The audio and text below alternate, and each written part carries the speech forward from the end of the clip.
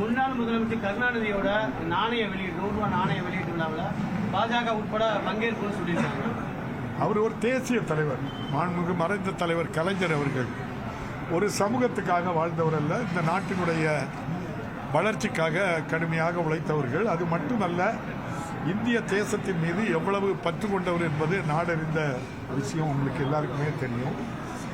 கொள்கை மாநில சுயாட்சி கொள்கையாக இருந்தாலும் இந்தியா என்று சொன்னால் அதற்கு நம்முடைய சைனா பாகிஸ்தான் வார் வரும்போது மறைந்த தலைவர் கலைஞர் அவர்கள் இந்தியாவிலே அதிகமான இராணுவத்திற்கு நன்கொடை கொடுத்தவர் மறைந்த தலைவர் கலைஞர். ஆகவே அவர் ஒரு தேச தலைவர். எவ்வாறு பெருந்தலைவர் காமராஜர் பட்டி தொட்டியெல்லாம் பள்ளியை திறந்து நம்முடைய கல்விக்கண் திறந்தவர் பெருந்தலைவர் காமராஜர் தான், அதே போல மறைந்த தலைவர் கலைஞர் முதல் பட்டதாரிக்கு கட்டணம் இல்லாமல் படிக்கலாம் என்ற திட்டத்தை கொண்டு வந்து அதன் மூலம் மிகப்பெரிய ஆளுமைகளை உருவாக்கியிருக்கின்றார். உதாரணத்துக்கு ஒன்று என்று சொன்னால், இன்றைய முதல்வர் மாண்புமிகு மு.க. ஸ்டாலின் அவர்கள் வீர முத்துவேல் அவர்கள் விழுப்புரம் மாவட்டத்தைச் சேர்ந்தவர். அவர் மிகப்பெரிய விஞ்ஞானி. இப்போது சந்திரயான் 3 இயக்குநராக இருந்து அதை தர இருக்கிறதிலும் மிகப்பெரிய பெருமைக்குரியவர் அவர். இன்னைக்கு மாண்புமிகு முதல்வர் கௌரவிச்சிருக்கிறார். அவர்கிட்ட போய் கேளுங்க, மாண்புமிகு மறைந்த தலைவர் கலைஞர் முதல் பட்டதாரி கட்டணம் இல்லாமல் படிக்கலாம் என்ற காரணத்தினால் நான் படித்தேன் அப்படின்னு. எங்க ஊருக்கு பக்கத்தில் கன்னியாகுமரி மாவட்டத்தில் இன்னைக்கு மாவட்ட ஆட்சியராக இருக்காங்க அழகு மீனா. அந்த அம்மா முதல் பட்டதாரி என்ற திட்டம் வரவில்லை என்று சொன்னால் இந்த அழகு மீனா பட்டம் படித்திருக்க மாட்டேன், இப்போது ஐஏஎஸ் அதிகாரியாக மாவட்ட ஆட்சியராக இருந்திருக்க முடியாது. ஆகவே அப்படிப்பட்ட ஒரு தேச தலைவர் மறைந்த தலைவர் கலைஞர்.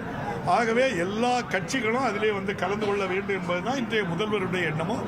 அதில் எந்த மாற்று கருத்தும் இல்லை. நன்றி, வணக்கம். சார், 19வது உதயநிதி துணை முதலமைச்சரை பார்க்கலான்ற கருத்து வலுப்படுது. பார்க்க தானே செய்வார். அவர் இளம் தலைவர், எல்லாரும் விரும்புவாங்கல்ல, போய் பாருங்க, எல்லாரும் சந்தோஷம் மகிழ்ச்சி.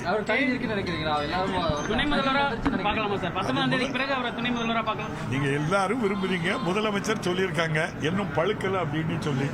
அப்போ விதையாகி அது செடியாகி மரமாகி பூ பூத்து காய் காய்ச்சிட்டு பழுக்க தான் ஜெயின் பண்ணியிருக்காங்க முதல்வர். நன்றி.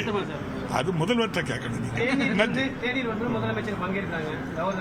அது தவறு இல்லையா? நீங்க அது ஒரு இன்ஸ்டிடியூஷன், அது இருக்கணும்.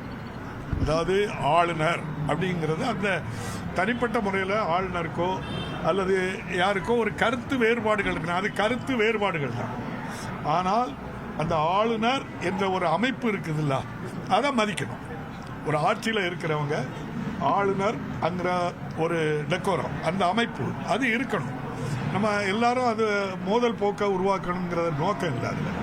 அதனால்தான் முதல்வர் அவர்கள் நம்ம அந்த தேநீர் விருந்தில் கலந்து கொள்ள வந்தாங்க. முடிஞ்சால் நான் கூட கலந்து கொள்ள, அதில் ஒன்றும் தவறு இல்லையா? நம்ம தமிழ்நாட்டுக்கு உள்ள ஆளுநர் தானே அது, வேற பாகிஸ்தான் அங்கே சைனாவில் உள்ள ஆள் இல்லையா? நன்றி.